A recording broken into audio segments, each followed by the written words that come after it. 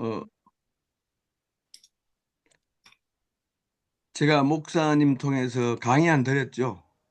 네. 예. 강의 드린 걸 먼저 중심으로 잠시 보겠습니다. 제가 화면 공유하더라도 화면 공유를 따라가지는 않습니다. 화면 공유를 참고로 하시면 됩니다. 그래서 어, 욥기는 구약 성서의 성문서 장르에 포함됩니다. 성문서라는 게 참 중요합니다. 자, 먼저 구약 성경 토라는 모세로부터 시작된 모세 전성의 엑기스를 담고 있는 창출 레민신입니다. 5권입니다. 원래 모세오경이 된 이유는 5개의 통 두루마리에 들어갈 분량이었다. 이런 뜻입니다. 모세오경이 가장 먼저 집성되었습니다. 모세오경만 있던 때가 있었습니다.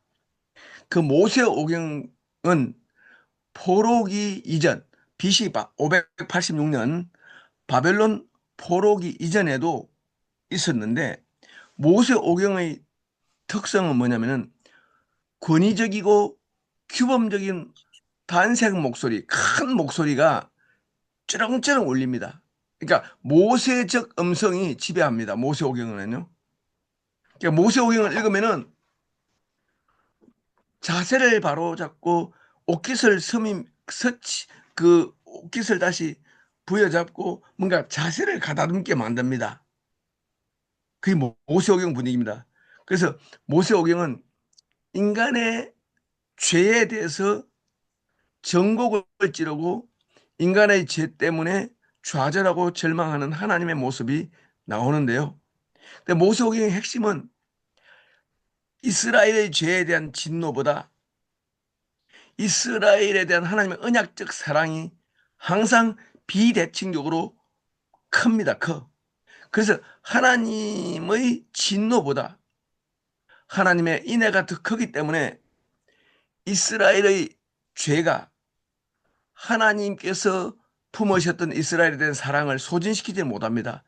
그래서 죄는 가차없게 징벌당합니다. 그런데도 불구하고 이스라엘이 바벨론 포로 생활까지 감수하면서 징벌을 받았음에도 불구하고 하나님의 은혜와 사랑은 소진되지 않고 남아 있습니다. 하나님의 언약사를 지탱시킬 수 있는 자녀분의 은혜가 많이 남아 있는 거죠. 그게 모세오경입니다. 근데 모세오경 다음에 바벨론 포로 생활 BC 721년에 아수르 포로로 유다 지배층 2만 7천 명이 잡혀갔습니다. 유다의 지배층이 2만 7천 명 잡혀갔습니다. 2만 7천 명이 잡혀가면서 이스라엘 12지파 중에 5분의 4인 10지파가 정치적 실체를 잃고 지배층이 국가를 구성할 만한 국가 기관 요원들이 다 골이 났습니다. 그러니까, 엘리트 공백이 온 거죠. 그래서 그때 나온 예언자들이 주전 8세기 예언자입니다. 그러니까 아모스, 호세아, 이사야, 미가는 북이스라엘 멸망을 해석하는 예언자들입니다. 그러니까 주전 8세기 예언자는 이스라엘 5분의 4, 10지파가 멸망하자 이스라엘과 하나님 맺은 언약은 끝났는가? 그 의심과 씨름하는 예언자들이 주전 8세기 예언자입니다.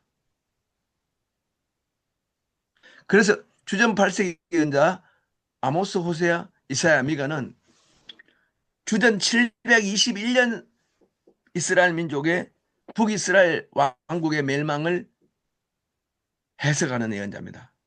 결론이 뭡니까?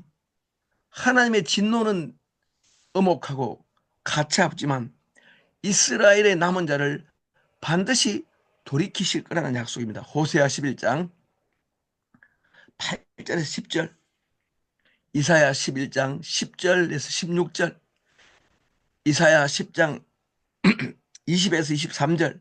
전부 다 이런 구절들은 뭐냐면은 이스라엘이 국가 기관 요원이다. 유배되고 나라가 망했지만 하나님과 이스라엘 백성과 맺은 언약은 불단절 깨어지지 않는다. 그 메시지를 전부 다 어, 했습니다. 여러분, 그래서 혹시 여러분께서 혹시 지금 우리 김현정 목사님 미가서 7장 7절 8절 좀 읽어주십시오. 미가서 너무 중요합니다. 미가서가 굉장히 중요합니다. 미가서 읽어주십시오. 미가서. 그 다음에 우리 정형곤 목사님 호세아 11장 8절부터 10절요. 호세아,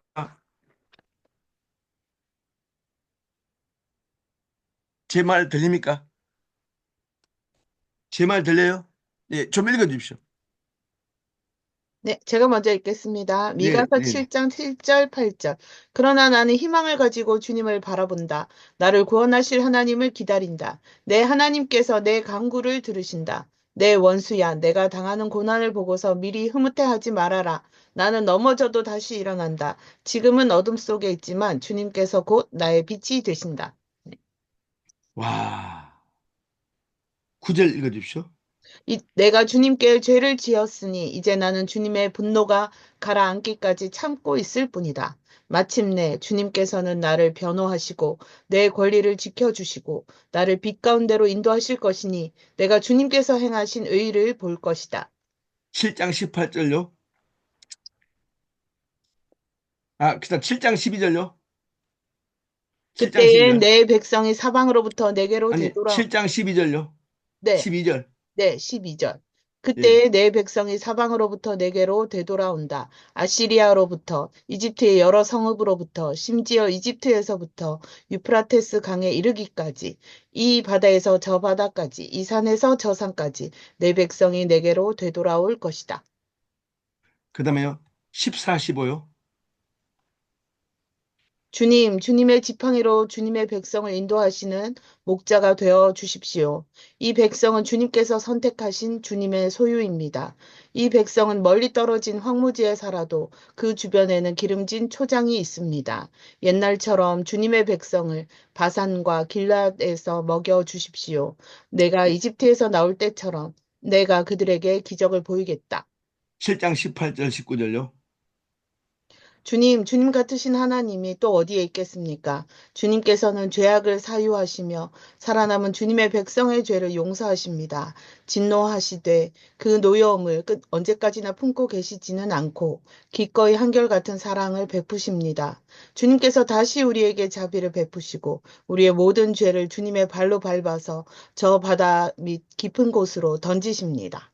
야, 이 구절이 바로 예언서의 근본 주제입니다. 자, 예언서의 후렴구는 뭐라고요? 우리의 죄를 깊은 바다에 던지시고 우리의 불신실에도 불구하고 하나님의 압도적이고 충만한 신실함으로 말미암아 우리를 다시 언약 백성 삼아 주시고 다시 선택해 주시고 다시 시온으로 회복시켜 주신다. 요 내용이 예언서의 중심 후렴구입니다. 이게 뭐라고요?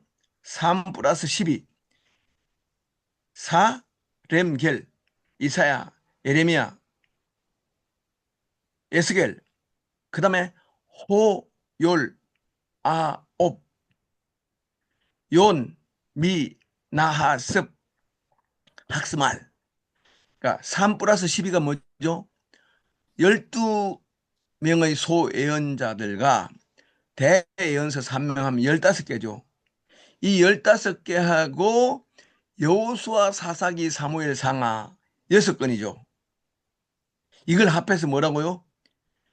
구약 성경 39권 중에서 여호수아, 사사기, 사무엘, 상하 플러스 15 사렘겔 플러스 호열, 아홉 요미, 나하습, 학스말 이 15건 플러스 6건을 예언서라 부릅니다. 예언서. 자, 이 예언서는 언제 적혔습니까?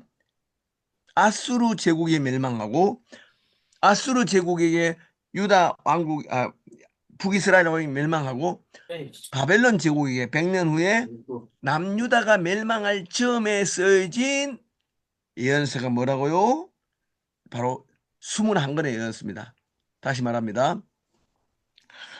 여호수아 사사기 사무엘상하 이것은 주전 721년부터 주전 586년 사이에 쓰여졌다. 어떻게 합니까? 제일 마지막에 기록된 사건이 여호야긴 왕, 유다의 소년왕 여호야긴이 바벨론에서 끌려간 지 17세에 끌려갔다가 37년 만에 감옥에서 풀려납니다. 그래서 바벨론 포로로 끌려갔던 여호야긴이 다시 포로에서 끌려나는 거 BC 562년입니다. 그때가요. BC 562년경에 이 책이 마지막 쓰여졌어요. 그러니까 예언서는 언제 쓰여졌습니까? 주전 721년경부터 586년 사이에 쓰여졌는데 그 예언서가 대예언서 3권과 소예언서 12권입니다. 자, 그럼 모두 몇 권 남습니까? 5권 플러스 20이라면 26 남죠. 26이면 구약성경 39권 중에 몇 권이 남습니까? 13권 남잖아요. 이 13권을 뭐라고 합니까? 성문서라는데 이 성문서는 언제 쓰였냐면은 바벨론 포로 생활을 거친 후에 바벨론 생활 한복판에 바벨론 생활을 거친 후에 책이 완성됐습니다. 물론 시편 같은 경우는 오래전에 쓰여진 시편이 많지만은 시편을 150편으로 나누어서 1권부터 5권까지 이렇게 편집한 것이 바벨론 귀한 포로들이란 겁니다. 그래서 자, 바벨론 귀한 포로들이 만든 작품이 뭐라고요? 에스라, 느헤미야, 역대기 상하, 룻기, 에스더, 다니엘, 시편, 잠언, 전도서, 에레미야, 애가, 아가 요런 13권을 우리는 성문서 이렇게 말합니다. 욥기는 성문서에 해당되는데 이 성문서 작품은 유대인들이 다 알고 있습니다. 바벨론 포로기 이후에 이 책이 만들어졌기 때문에 모세오경이 가장 먼저 쓰여졌기 때문에 가장 근위가 있고 그 다음에 성문서가 근위가 그 다음에 예언서 그 다음에 성문서 이런 식으로 이스라엘 랍비들이 높이 치는 순서로 말하면 모세오경 그 다음에 예언서 그 다음에 성문서 이런 순서로 친단 말이에요. 근데 높이 친다 해서 성문서나 이런 예언서가 근위가 없다는 말은 아닙니다. 모든 성경은 하나님의 감동으로 된 것으로 교훈과 책망과 바르게 함과 의로 교육하기에 다 적합한 책이에요. 그래서 근위는 똑같습니다. 다만 더 우선적으로 참조하는 책의 순서, 더 우선적으로 인용하는 책의 순서는 모세오경, 예언서, 성문서입니다. 그래서 우리는 성문서를 해석할 때 이 장르 바벨론 포로기 이후에 신학적 백가쟁명의 시기에 나온 책이 뭐라고요? 성문서인데 성문서의 내용은 뭐냐면은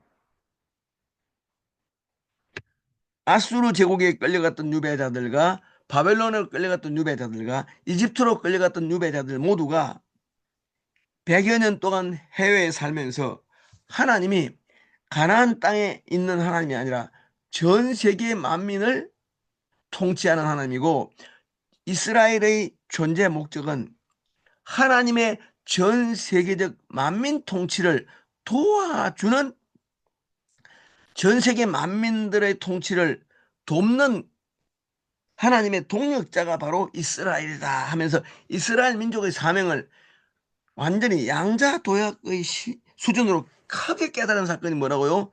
바벨론 유배 생활입니다. 그래서 바벨론 유배 생활의 그 신학적 충격이 준 모든 어떤 신앙적 성장과 도약이 어디에 나타납니까? 13권의 책에 나타납니다. 그 중에서 자 733입니다. 역사설화 성문서가 7권입니다. 역사설화 성문서 7권은 역대기상, 에스라, 느헤미야, 룻기, 에스더, 다니엘 요 7권 책 내용이 뭔가 아세요?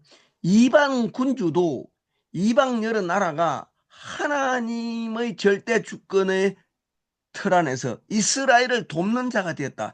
이방의 모든 제국의 황제도 하나님의 종이다. 고레스가 하나님의 기름 부은 자이며 다리우스와 아닥사스다 왕이 에스더를 도와주고 에스라를 도와주고 아하수에로 왕은 에스더를 왕비로 삼고 이스라엘을 전멸 위기에서 건져준다. 이방 군주들이야말로 하나님이 신실하게 쓰는 종이다. 이런 사상이 성문서에 나옵니다.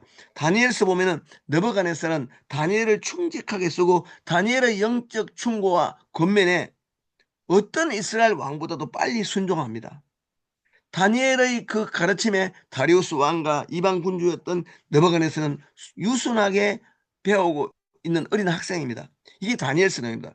에스더는 이스라엘 민족을 전멸로 구해주는 아하수에로 왕의 위대한 업적을 기리고요. 룻기는 뭡니까? 이스라엘의 숙적이었던 모압 여자 룻이 이스라엘에 몰락하는 가문을 일으키는 아브라함적인 믿음의 사람이 되었다. 이렇게 말함으로써 이방인 또는 이방 제국 또는 이방인 황제 모두가 하나님의 종이라는, 하나님의 쓰시는 종이 될 수 있다는 사상을 가집니다. 그러니까 이걸 우리는 타자 수용성 또는 개방성 또는 하나님의 만유 통치 사상을 성문서가 말합니다. 그래서 굉장히 중요합니다. 이 일곱 권은요.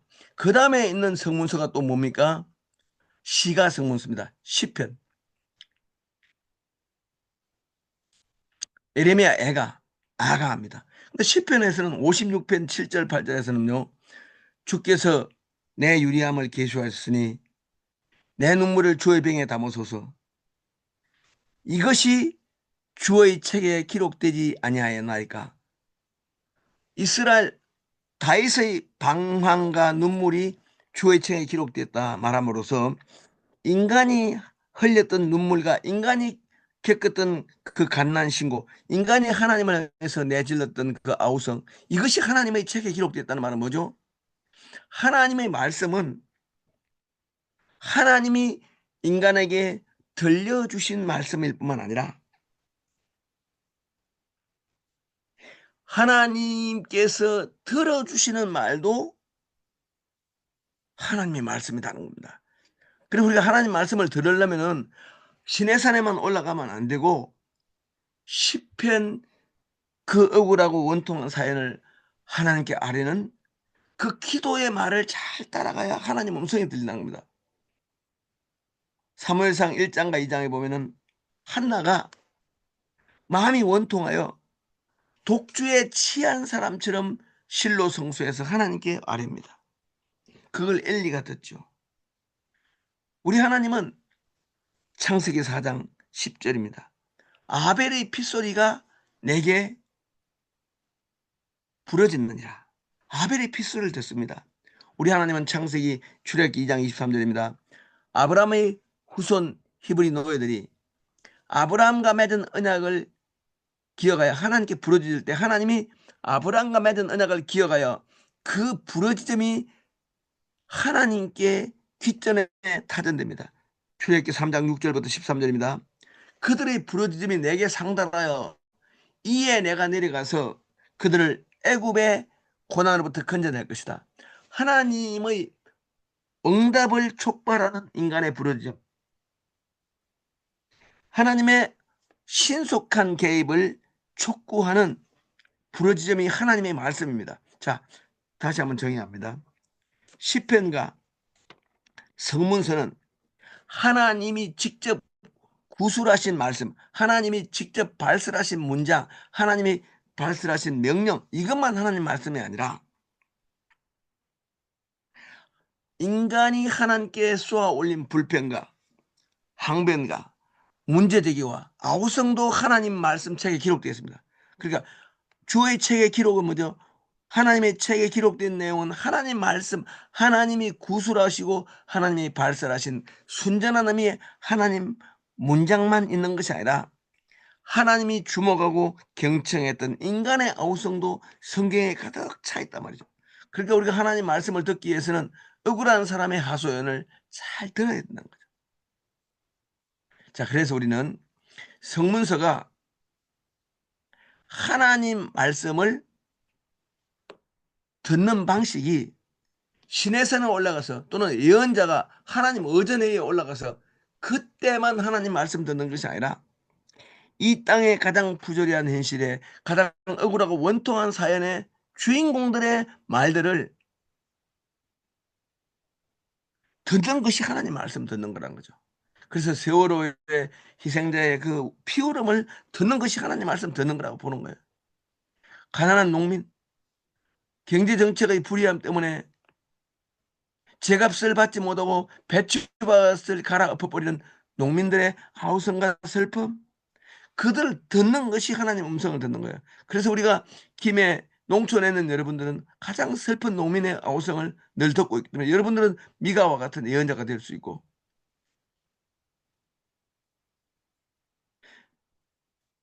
하루에 10,000장의 깻잎을 묶는 필리핀 우즈베키스탄 여자 농업 노동자의 아우성과 그 고통스럽게 휘어진 허리를 볼 수 있는 거죠. 그게 바로 뭐죠? 그런 걸 말하는 것이 예언자입니다. 오늘날 농촌에서 목회하는 사람들은 하나님의 마음이 쏠리는 사람들의 현장에 있습니다. 여러분들은 바로 아모스와 호세아와 이사야와 미가의 마음으로 그 빼빠지게 일해도 풍족한 삶을 살 수 없는 그 가난한 슬픈 농민들, 그들의 그 아우성을 직접 경청하니까 마을 공동체, 성교적 마을 공동체에서 여러분은 하나님의 기전에 올라가는 음성을 듣는 거죠. 그래서 이 디트리트 보네포도 참 이런 말을 했습니다. 마을의 성육신 하신 예수님, 도로프, 독일말로 도로프랍니다. 마을의 성육신 하신 예수님을 우리가 만나는 것이 목회라는 겁니다. 즉 마을 단위의 소소하고 억울하고 원통한 사연을 가진 사람들의 삶의 스토리 속에 깊이 들어가서 그들의 고난의 현장을 목격하고 그들을 이해하고 공감하는 마음이 뭐라고요? 시편과 욥기와 잠언과 전도서의 스토리라는 거죠. 시편과 잠언과 욥기는 뭡니까? 기울어진 운동장과 같은 이 불의한 현실에서 하나님의 통치를 목말라하면서 하나님의 부재를 슬퍼하면서 부러지는 이야기가 대부분이요. 여러분 시편 읽어보면은 진짜 뒤끝 없이 하나님을 찬양하는 찬양은 20편이 넘지 않습니다. 대부분이 찬양은 뒤끝이 있습니다. 하나님을 찬양한 이유가 지금은 하나님이 왜 우리가 찬양한 대로 행동해 주지 않느냐고 항의하는 내용입니다. 대표적인 것이 시편 89편이에요. 시편 89편 보세요. 시편 77편요. 이건 진짜 하나님의 시편 145편요. 하나님의 마음, 하나님이 왜 이 불의한 현실을 방관하고 있냐고 하나님을 다그치는 듯한 그런 영탄, 탄식이 시편의 대부분이 찬양입니다. 그런데 그것이 왜 찬양이라 부릅니까?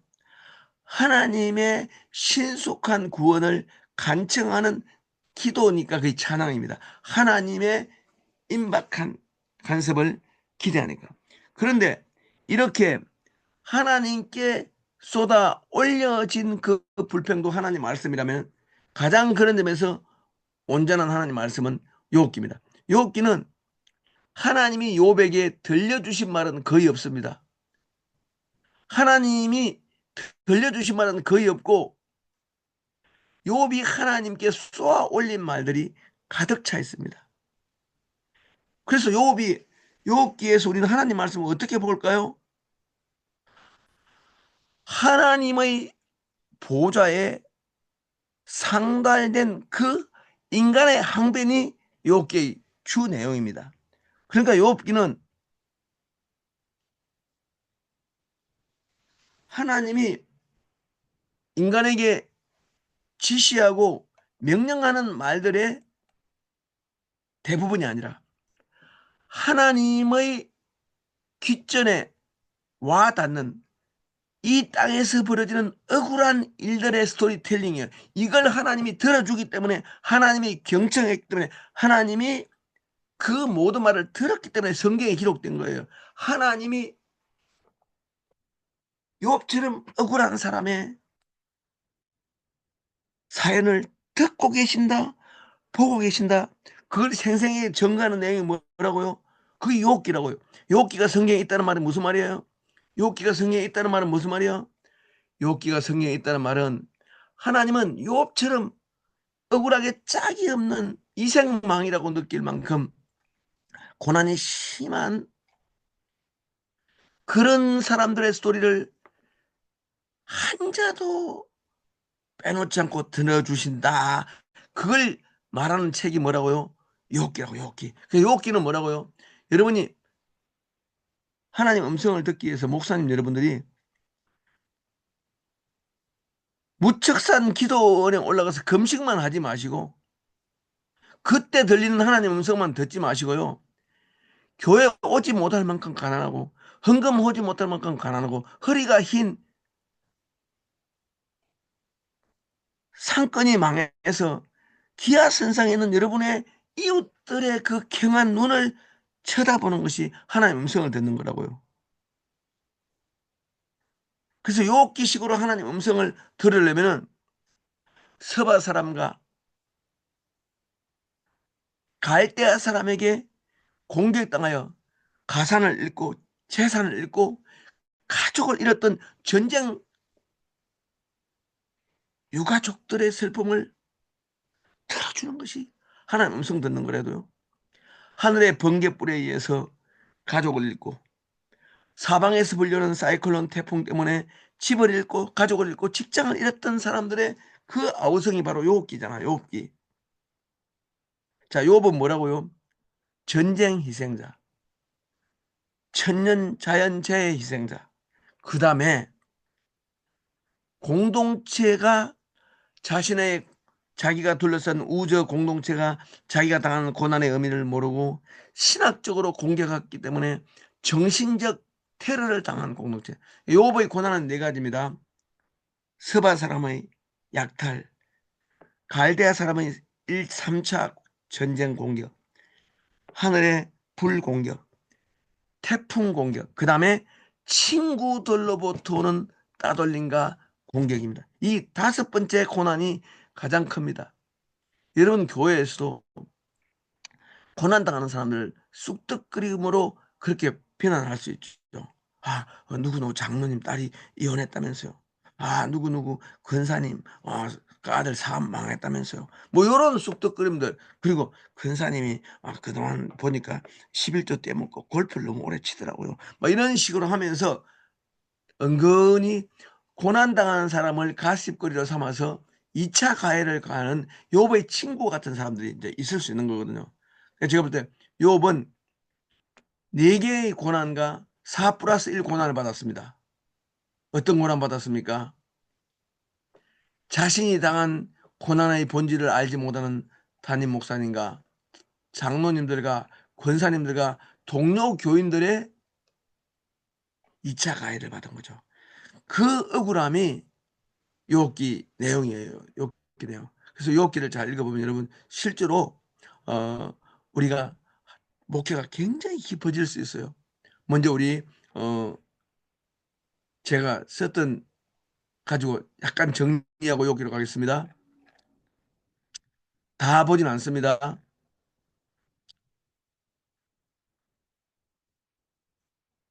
자, 좀 이거 우리 좀 읽어주십시오. 성문서와 욥기 해서 우리 임명숙 목사, 연명숙 목사님, 연명숙 해석학이란 목사. 고대 문서를 현대인들에게 의미 있게 해석하는 분야이다. 해석학의 요소로서 고대 언어학과 사본학, 고대 역사, 사회사와 인류사, 고대 문학사와 종교사가 있다. 구약성서는 2000년 이상 오래전에 생성된 문서이다. 따라서 구약성서 해석을 위해서는 2000년 이전의 언어, 역사, 종교, 사회사에 대한 이해가 요청된다. 더 나아가 구약성경 각 책의 저작 목록, 배경 그리고 각 책의 장르에 대한 예민한 이해도 요청된다. 구약성서 13권의 성문서는 구약성서 중에서 비교적 늦게 제작되었다. 그 13권 모두는 바벨론 유배 경험과 그 이후에 전개된 이스라엘 역사가 직면한 신학적, 신앙적 쟁점들을 직관적으로 다루고 있다. 각 책을 해석하려고 할 때 가능하면 각 책의 저장 배경이나 최초 독자나 청중을 특정하는 것이 불가피하다. 물론 39권의 구약 전경은 특정 역사적 맥락에서 시작되었으나 이미 전경으로 수용되어 그 특정 맥락성을 초월하여 모든 지역, 모든 시대의 하나님 백성에게 신앙과 삶의 최고 지침으로 수용되고 있다. 그렇다고 해서 최초 독자나 청중을 특정하려는 시도가 무가치한 것이 아니다. 특정 저작 맥락이나 역사적 최초 청중이나 독자를 복원해낸다면 본문 해석이 훨씬 풍요로울 수 있기 때문이다. 그런 점에서 성문서 13권의 저작 배경이 성문서 해석을 위해서는 매우 중요하다. 13권의 구약 성문서는 어떤 모양으로든지 바벨론 유수라는 이산과 유랑의 경험을 반영하고 있으며 그 바벨론 유수가 이스라엘 민족에게 끼친 충격적 깨달음과 신앙적 도약을 여러 가지 모양으로 묘사하고 있다. 자, 제가 이제 제 책에 자세히 썼습니다만 이게 바벨론 유수 경험을 반영하고 있다는 걸 어떻게 알 수 있습니까? 그러니까 이 책이 설정하는 무대는 아브라함 시대 때입니다. 이 책이 상정하는 무대는 아브라함 시대 때입니다. 후기 청동기 시대예요. 그런데 어떻게 알 수 있냐면은 갈대아라는 말 때문이 납니다. 갈대아. 여러분, 갈대아가 뭐냐면 갈대아라는 말은 이 갈대아라는 말이 나오는 책은요. 다니엘서, 욥기, 에스겔, 에레미야. 요 책만 그다음에 하박국서, 에레미야 시대 때 주전 6세기에 등장한 사람들이 갈대아인이에요. 갈대인. 갈대인이란 말은 실제로 아브라함 때는 존재하지 않았었어요. 여러분 왕건 시대 때 분당이라는 도시 있었습니까? 왕건. 조선 시대 때 분당 있었어요? 없었죠? 근데 제가 이렇게 하면 어떻게 될까요? 고려 왕건께서 삼국 통일을 기념하여 분당에 가서 근한 잔치를 하시고 서초동에서 굉장히 좋은 그런 어떤 휴식을 보냈다. 이렇게 말하면 안 되죠. 서초동, 분당 이런 말은 아주 고려시대 때 존재하지 않았던 지명이잖아요. 그죠? 갈대아라는 말을 썼다는 말은 이 책이 갈대아인 즉 바벨론 이스라엘 남유다를 멸망시킨 바벨론 제국의 핵심 구성원이 갈대아인이에요. 갈대아인. 그러니까 주전 6세기에 등장한 족속이고 주전 6세기에 쓰이는 말이에요. 그런데 갈대아인들이 세 차례나 공격했다는 말 하거든요. 자, 욥기 1장입니다. 여러분 1장 17절입니다. 1장 17절. 그가 말하는 동안 한 사람이 와서 아뢰되 갈대아 사람이 새 무리를 지어 갑자기 낙타들에게 달려들어 그것을 빼앗으며 갈대아 사람이 새 무리를 지었죠. 세 번. 무리가 세 무리입니다. 갈대아 사람이 유다를 세 번 침략했거든요. 세 번 침략했어요. 세 때가 왔어요. 주전 597년, 주전 586년, 주전 582년. 세 무리가 왔어요. 갑자기 낙타에게 달려들어 그것을 빼앗으며 칼로 종들을 죽였나이다. 이 갈대아 사람이라는 말 자체가 뭐라고요? 주전 6세기 용어입니다. 주전 6세기 용어. 그래서 이것이 갈대아입니다. 그 다음에 우리 정형건 목사님, 요 좀 읽어주십시오. 성문서 13권을 간통하는.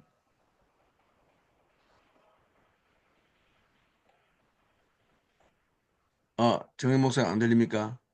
그러면은 혹시 서용진 목사님 제 말 들립니까? 요거 좀 읽어주십시오. 제가 성문서 읽겠습니다. 13권. 예, 예, 좀 들리는 분이 좀 읽어주십시오. 들리는 제가 분. 읽겠습니다. 성문서는 7권의 역사서라 성문서, 3권의 시가 성문서, 그리고 3권의 지혜 성문서가 있다.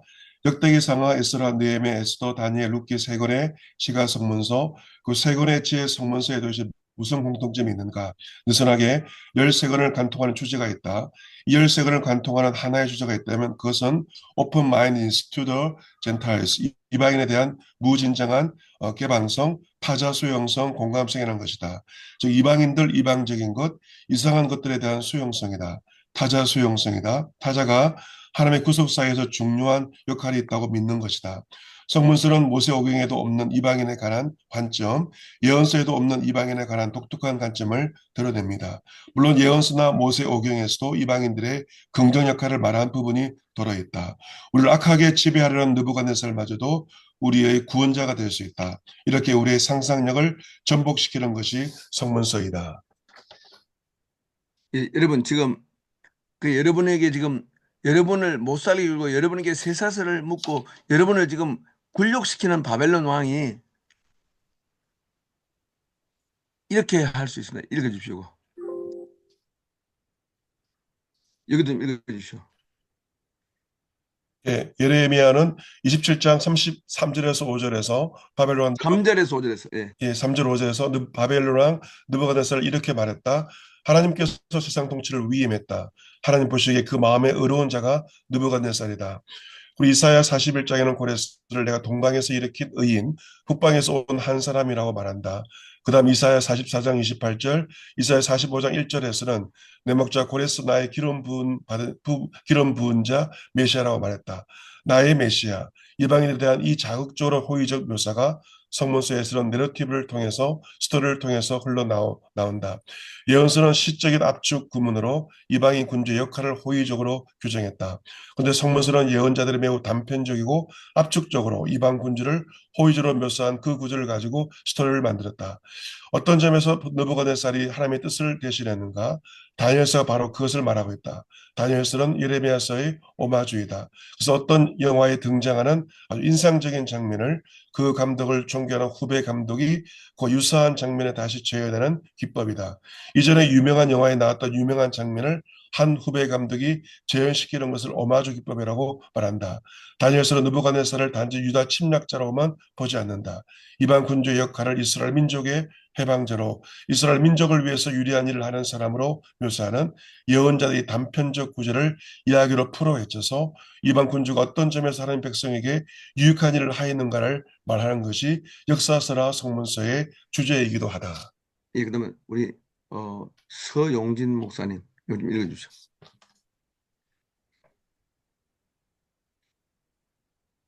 그 다음에요. 서용진 목사님 읽을 수 있습니까? 읽어주세요. 이거. 지혜 성문서는 욥기 잠언 전도서이다. 지혜 성문서의 특징은 심층적이고 광범위한 이방 수용성이다. 일단 잠언 22장 17절에서 24장에는 이집트 궁중 잠언이 축자적으로 반복되고 있다. 학자들은 이구동성으로 이렇게 결론을 내린다. 잠언 22장 17절 이하는 이집트의 아멘호텝 4세 시대의 궁중자문과 내용이 많이 겹친다. 이집트 궁중자문과 적어도 16개가 같다. 이집트 궁중자문이란 주전 14세기 또는 주전 13세기에 이집트 궁중 관리들과 그의 자녀들을 가르치기 위해 만든 것이다. 과거 우리나라 양반집 자녀들이 공부했던 소학언해라는 책이 있다. 양반집 자녀들이 공자, 맹자, 논어, 중용 등을 압축해서 만든 다이제스트판으로 공부했는데 이것이 소학언해라는 책이다. 이집트 궁중자문이 이와 같은 것이다. 이집트 자녀들이 왕 앞에서 고급 관리가 되기 위해 교육을 받았는데 그 교본이 아멘호텝 4세의 궁중 에티켓 교본이다. 잠언의 내용이 이 교본과 16개가 똑같이 나온다. 16개가 똑같이 나온다는 것의 의미가 무엇인가? 이 잠언은 이스라엘 사람들이 주변 사람들이 알고 있던 잠언을 수입해서 이스라엘에게 귀화시킨 것이라는 뜻이다. 이집트 궁중 잠언에 유일신 하나님 신앙이라는 이름으로 지적 세례를 주고 이스라엘 잠언서에 포함시킨 것이다. 유일신 하나님에 대한 사랑과 경외를 가르치는 유일신 하나님에 대한 신앙 교본이 바로 잠언서이다. 그런데 유일신 하나님을 가르치는 그 교본 안에 이집트 궁중 잠언이 들어왔다는 말은 무엇을 의미하는가? 엄청난 지평융합이 일어났다는 것이다. 잠언을 만든 사람들은 지적으로 폐쇄적인 교수들의 주장과 걱정, 어떻게 이방인의 지혜가 성경에 들어왔는가를 전혀 이해할 수 없는 현상이다. 하나님이 지으신 세계 안에 모든 만민이 다 하나님의 백성이지 이집트라고 오랑캐라 여기고 무시하면 안 돼. 이집트로부터 배울 것이 아주 많아. 이렇게 믿었던 자들이 잠언서의 저자들이다. 그들은 가능하면 이집트로부터 배울 것이 있다면 기꺼이 받아들일 준비가 된 사람들이었다. 그 다음 얘기 읽어주십시오. 그 네. 다음. 그 다음 또 놀라운 것은 이방 왕의 잠언이 잠언서에 나온다는 것이다. 잠언 30장과 31장에는 아굴 왕의 잠언과 르무엘 왕의 잠언이 나온다. 아굴 왕과 르무엘 왕은 에돔의 왕들일 가능성이 많다. 이스라엘 잠언에 에돔의 잠언이 들어있다는 것이다. 예, 그 다음에요. 그 다음, 따라서. 따라서 잠언서 저자들은 이방인들의 잠언을 꺼리낌 없이 이스라엘의 유일신 신앙의 잠언에 통합시켰고 이방인은 아니지만 에돔과 같은 인근 나라의 잠언을 기꺼이 수입하여 사용하였다. 그 다음에요. 욥기는요. 욥기는 무엇일까? 욥기는 이스라엘 민족이 있기도 전에 존재하던 혹은 이스라엘 민족 바깥에서 살던 외국인 욥의 이야기다. 욥기는 하나님과 이스라엘이 언약도 맺기 전에 이스라엘이 선민으로서 신학을 구성하기도 전에 동방의 우스 사람과 하나님이 나누었던 신학적 담론이다. 이게 제일 중요하다. 욥기의 주제는 무엇일까? 하나님과의 논쟁이다. 하나님은 두려울 만한 대상이라기보다는 논쟁의 대상이다. 부당한 고난에 대하여 하나님이 원하는 것은 저항이고 질문이고 캐묻는 것이다. 수긍하는 것이 아니라 저항하는 것이다. 하나님 거룩한 분이니까 조심해야 돼. 무서운 분이야.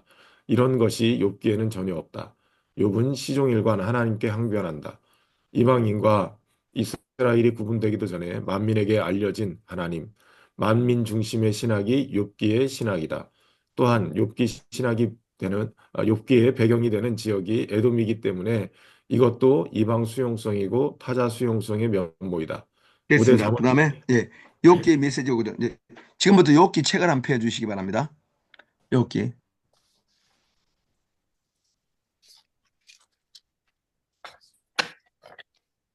욥기는 1장부터 42장으로 되어 있는데 1장, 2장은 산문입니다. 산문. 3장부터 41장, 3장부터 40장 또한 운문입니다. 운문. 시문입니다. 41장, 42장 또한 산문입니다. 특별히 42장이 거의 산문이고 41장은 운문도 좀 포함되어 있습니다. 자, 다시 말해서 욥기 1장, 2장은 산문입니다. 내러티브 스토리텔링입니다. 그 다음에 3장부터 41장, 사실상 41장 일부까지 전부 다 운문입니다. 운문. 시문이라고요. 산문이 아니라 육하 원칙에 따라서 이야기하는 것이 아니라 시적인 압축 구문이라는 거예요. 비유가 굉장히 많습니다. 그 다음 42장은 다시 산문입니다. 그래서 욥기는 아브라함과 거의 같은 시대에 동방 우스 땅에 있는 완전히 경건한 사람 한 사람 이야기인데 이 사람이 하나님께 거침없이 따져 묻는 긴 항변을 담아서 하나님을 절대자로 알고 있는 사람들에게 충격을 줍니다. 하나님이 결정하면 인간은 숨소리 말고 끽소리도 말고 순응해야 돼. 이렇게 하나님을 절대자로 거리두기 하던 일부 경직된 교조주의자에게 하나님이 왜 이렇게 부당한 사태가 이 억울한 고난이 일어나게 하는지를 따져 묻는 인간의 항변 또한 가치가 있다.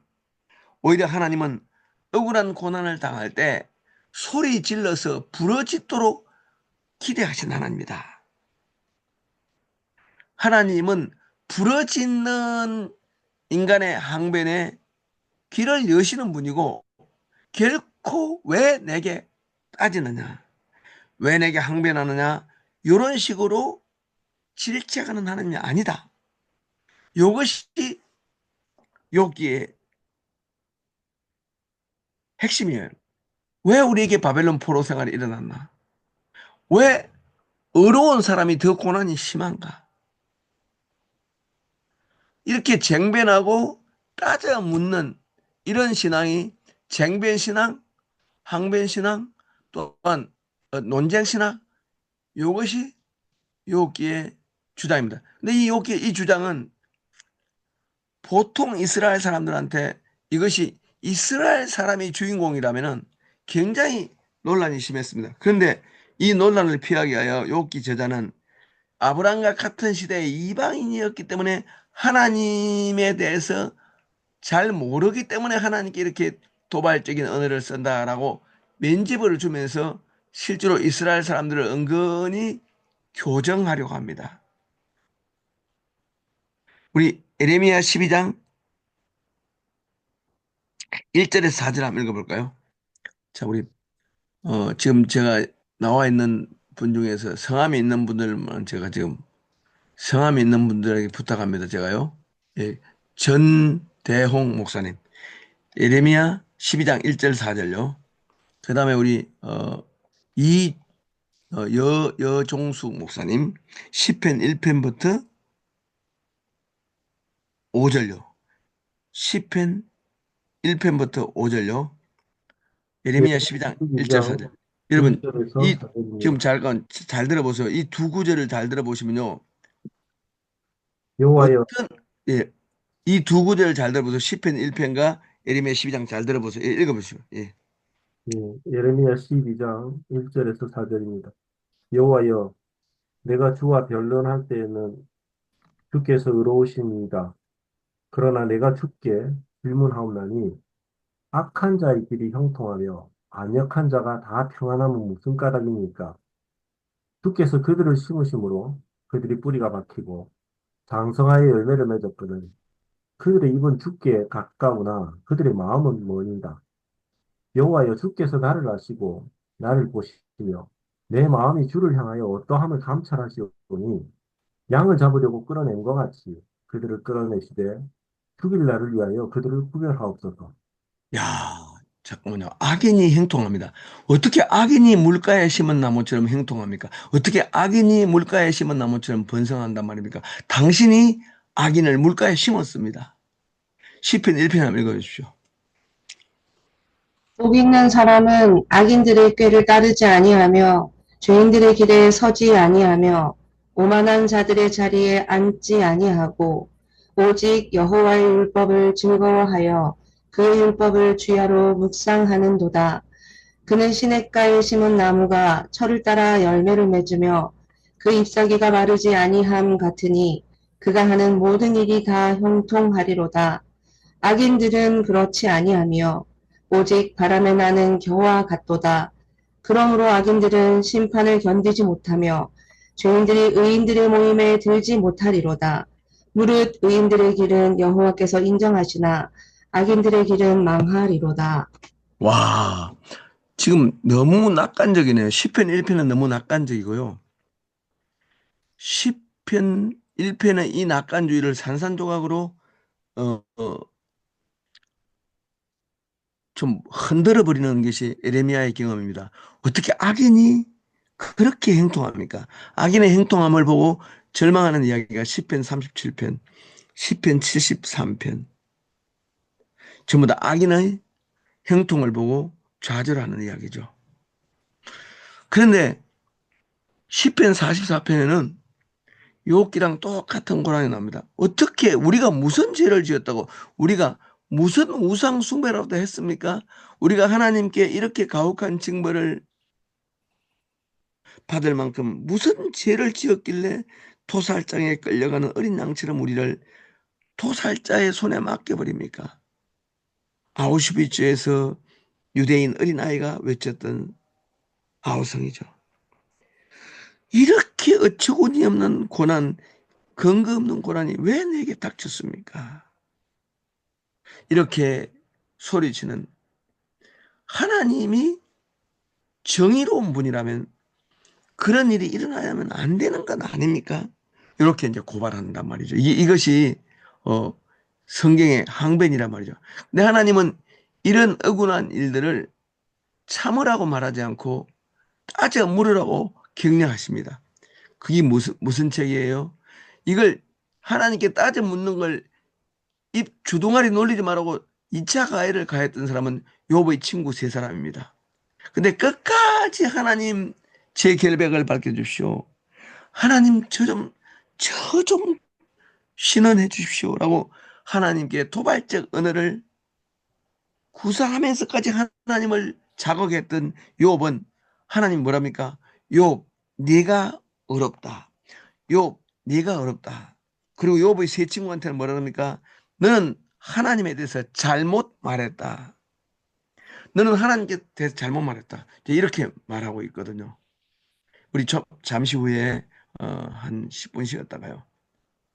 이 욥기 책을 가지고 이제 쭉 공부를 하겠습니다. 중요한 구절들을 찾아가면서요. 예, 10시 54분이니까요. 11시 5분에 11시 한 4분에 오십시오. 10분만 쉬시오. 예, 감사합니다. 네, 감사합니다. 감사합니다.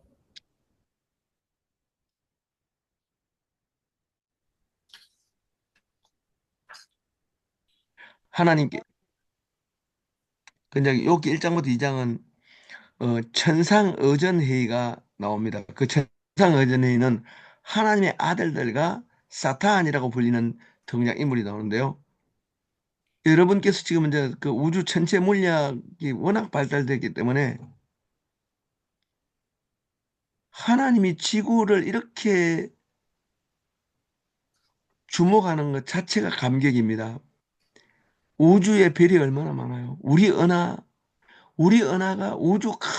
지금도 팽창 중에 있는 우주에는 정말 마을도 아니거든요. 없는 거나 마찬가지예요, 우리 은하가. 근데 우리 은하에 태양계도 없는 거나 마찬가지고요. 태양계의 세 번째 별, 지구 중에서 위도 33도와 43도 사이에 한반도가 있잖아요. 그게 사실상 물리적으로 보면 우리는 존재하지 않는 거나 마찬가지고. 그러니까 쉽게 말하면 먼지죠, 먼지. 근데 먼지인 우리가 쓰는 시간에 하나님이 지구 시간에 맞췄습니다. 하루, 이틀, 사흘. 하나님은 우주를 경영할 때 지구 시간 단위로 맞춥니다. 인간의 생체 리듬에 맞춰서 6일 일하고 7일, 7일째 안식을 합니다. 하나님은 우주에 마치 인간밖에 없는 것처럼 생각하시고 이 우주 공간의 대기하학적 위상에서 보면은 없는 거나 마찬가지인 이 작은 지구별에서 일어나는 일들에 이렇게 관심이 많으세요. 그런데 1장과 2장은 보면은 천상의전회의에서 논쟁이 있었음이 분명합니다. 뭐라고 논쟁이 있냐면은 하나님의 아들들과 그 사탄에게, 이 사탄은 하나님의 마음을 교란시키는 대적 사탄입니다. 이 사탄은 타락천사 아닙니다. 하나님의 확신의 균열을 내는 역할을 하는 천사입니다. 하나님이 만들었어요. 하나님이 자기를 의심에 빠뜨리는 역할을 하게 만드는 천사를 만드셨어요. 하나님의 아들들과 사탄은 급선 동급인데 하나님 의전회의의 정멤버입니다. 아마 무슨 논의가 있었냐면은 나는 우주 통치에 만족한다. 나는 특히 지구에 나의 경영하는 자가 많은 걸 만족한다. 라고 이제 하면서 쭉 하나님의 만족감이 피력됐습니다. 그래서 한번 천체 모두에 한번 갔다 오라 그랬습니다. 근데 천사들과 사탄이 같이 갔다 왔는데 그 하사탄, 그 대적 천사는 천사들과 달리 전혀 하나님의 만족감을 인정하지 않습니다. 그래서 갑자기 하나님이 이렇게 말합니다. 이 사탄이 아무 말도 하지 않았습니다. 어디 갔다 왔니? 그렇게 말하니까 어디 갔다 왔니? 물으니까 제가 땅을 두루 돌아다녀 왔습니다. 이게 땅을 하나님의 아들들에 대해서는 전혀 대화도 하지 않는데 그 사탄으로 불리는 그 대적 천사에게 사탄아 어디 갔다 왔냐 물으니까 이렇게 말합니다. 땅을 두루 돌아다니다고 왔습니다. 그러니까 여호와께서 사탄에게 이르시되 갑자기 하나님이 욥을 이야기합니다. 하나님이 욥. 근데 앞에 욥을 하나님은 1장 5절에서 이렇게 칭찬했습니다. 욥은 1장 3절부터 5절입니다. 양이 7,000마리, 낙타가 3,000마리, 소가 500개리, 암나기가 500마리, 종도 많았으니 이 사람은 동방 사람 중에, 지금 이 사람은 개인이 아닙니다. 큰 성의 성주급입니다. 왜냐하면 7,000마리의 양은 보통 왕도 갖지 못한 양입니다. 양을 7,000마리 가지려면 엄청난 양 7마리 살다가 죽습니다. 우리 양 7마리 키우다가 죽어요. 양 따라다니다가. 근데 7,000마리는 엄청납니다. 근데 이 사람은 동방에서 가장 훌륭한 사람인데, 이때 훌륭한 사람이란 말은 재산이 많았던 뜻입니다. 가장 재산이 많았습니다. 그런데 이 재산이 많고 이렇게 부자였던 사람이 경건하기도 짝이 없습니다. 7남 3녀의 자녀를 두고 잔치를 하는데 그때마다 혹시나 자녀들이 잘못됐을까 번제를 드리고 정결 제사를 드립니다. 그래서 자녀들까지도 교육에 성공했습니다. 욥의 행사가 이러했습니다. 악에서 떠난 사람입니다.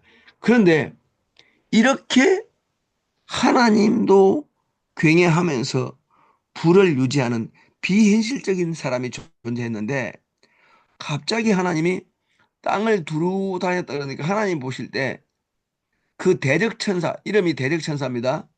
트집 잡는 천사라는 뜻입니다. 트집 잡는 천사와 하나님이 이 앞에 논쟁이 있었다고 봐야 됩니다. 왜? 트집을 잡으려고 가는 대적천사에게 트집 잡을 태세를 갖추고 땅을 두루 돌아다녔습니다. 그러니까 땅을 두루 돌아다녔다는 그 사실은 트집 잡을 걸 잡았습니다. 이런 뜻입니다. 그랬더니 하나님 느닷없이 내 종 욥을 위하여 보았느냐. 내 종 욥을 위하여 보았느냐. 그러니 하나님을 경외하며 악에서 떠난 자다. 세상에 없다. 이런 자 없다. 하나님이 먼저 좀 과한 확신을 필요로 합니다. 좀 과도한 확신을 필요로 합니다. 그랬더니 사탄이 말합니다. 그 천사가 말하기를 까닭없이 하나님을 경외하겠습니까? 맞습니다. 욥은 하나님을 경외하는데 하나님이 욥에게 이렇게 경외할 수밖에 없는 복을 내려주셨습니다. 하나님은 복을 주시고 경외를 얻었습니다. 하나님과 욥 사이는 거래가 있었습니다. 순전히 하나님을 경외하지는 않습니다. 복을 받고 경외하는 겁니다. 하나님은 욥을 봉신처럼 먼저 물질적으로는 상을 나누어주고 복종을 얻었습니다. 순전히 하나님을 경외하는 사람은 없습니다. 이제 이렇게 말했습니다. 그러니까 아마 그 앞에 논쟁이 이런 겁니다. 하나님이 아무것도 주지 않았는데 순전히 하나님을 경외하는 사람은 이 세상에 존재하지 않습니다. 그렇게 하니까 아마 하나님이 내 좀 욥을 이렇게 이제 했던 것입니다. 그래서 논쟁이 붙었습니다. 어떤 논쟁이 붙었냐면 진짜 축복의 울타리를 걷어도 하나님 경외를 계속할 수 있을까요? 아니나 다를까 축복의 울타리를 다 걷었습니다. 7남 3녀까지 다 빼앗고 재산도 다 서바 사람과 약대 사람, 서바 사람과 갈대아 사람, 하늘의 불과 태풍이 다 갔습니다. 그래도 욥이 하나님을 경외합니다. 그랬더니 사탄이 한 번 더 자극적 도발합니다. 가죽과 가죽을 바꾸었을 뿐입니다. 자기 생명을 살려주고 자녀들만 죽였기 때문에 그건 가죽에 불과합니다. 그가 진짜 자기 몸에 치명상을 입는다면 그는 하나님을 저주할 것입니다. 그랬더니 목숨을 죽이지는 말고 그의 몸에 공격을 해도 좋다는 그런 놀라운 허락을 합니다. 그랬더니 욥의 몸에 욥이 하나님을 저주할 수밖에 없을 만큼 엄청난 고난이 악창이 납니다. 악창.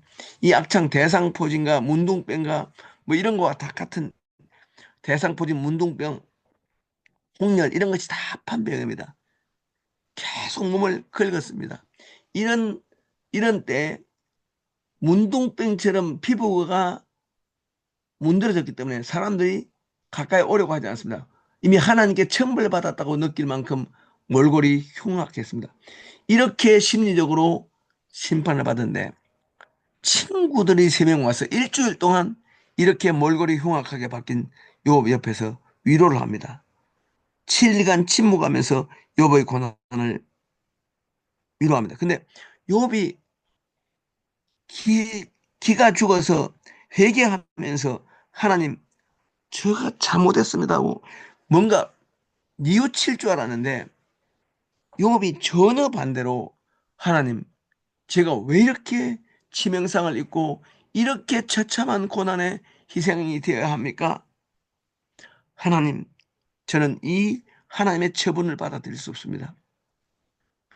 하나님이 불의하신 분이 아니라면은 왜 저에게 이렇게 가혹한 징벌을 내리는지 말 좀 해주세요. 라고 하나님께 호소합니다. 물론 그 전에 죽고 싶다고 생일을 저주했습니다. 3장에서.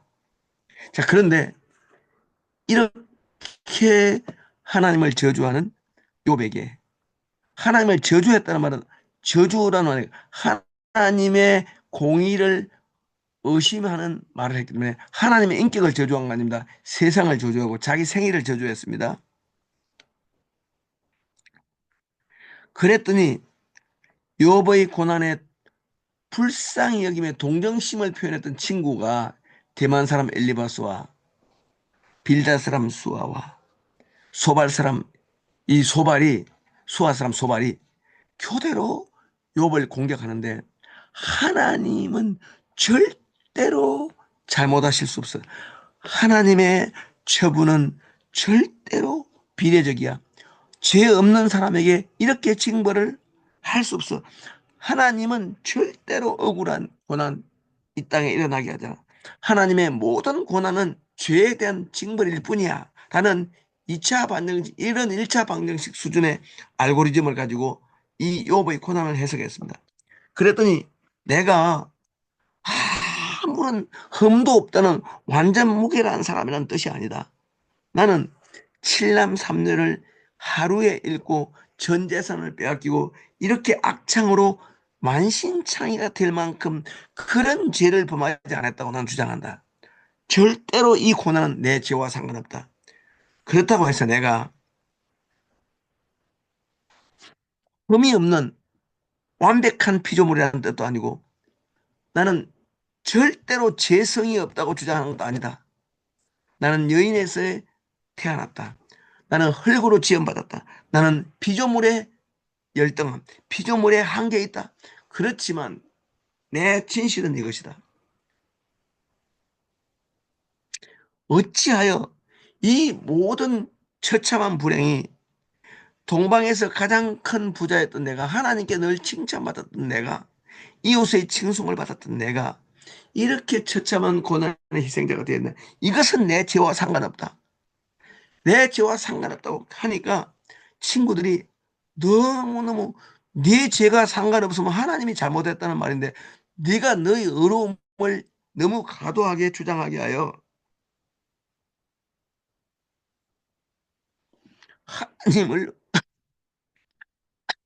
하나님의 징벌 처분을 불의하다고 말하는 셈이다. 이렇게 공격을 3차례에 걸쳐서 합니다. 23장부터 25장이 친구들의 공격입니다. 그런데 대만 사람 엘리바스는 3차례 공격하고 제일 말을 많이 하고 이 논쟁 공격의 앞잡입니다. 그래서 제일 마지막에 대만 사람 엘리바스만 하나님께 책망을 받습니다. 그 다음 빌닷, 그 다음에 소발, 이 두 사람은 엘리바스의 말을 따라하면서 약간 표절합니다. 그리고 이제 마지막에 이 소발은 3차 논쟁, 3차 공격에는 소발은 참여하지 않습니다. 친구들이 갈수록 말을 짧게 합니다. 왜? 논쟁에서 욥을 당하지 못하니까요. 그러니까 결국 뭐냐면 욥, 네 요지는 이거네. 나는 죄가 없다. 이 징벌은 부당하다.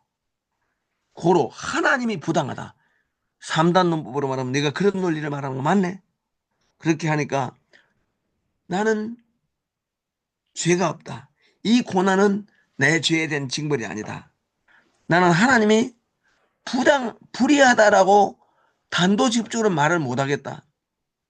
하나님에게 불의한 이 심판을 거둬달라고 호소할 뿐이다. 나는 하나님과 내가 하나님보다 더 높은 천천상 법정에서 한번 심판받아보고 싶다.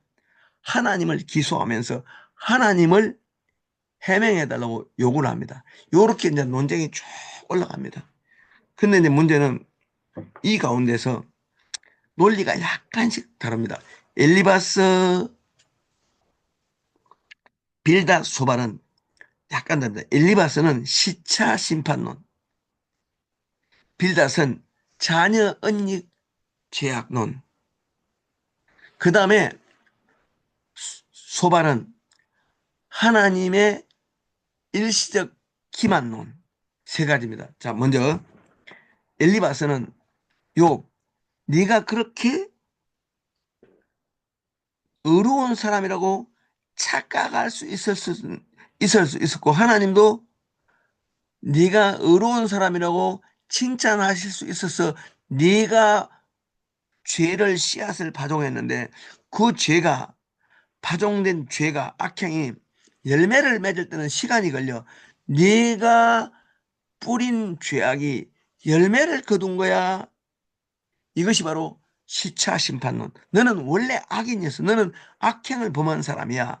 그런데 네가 악행이 열매를 맺어서 하나님께 징벌을 초래하기까지는 시간이 좀 걸렸어.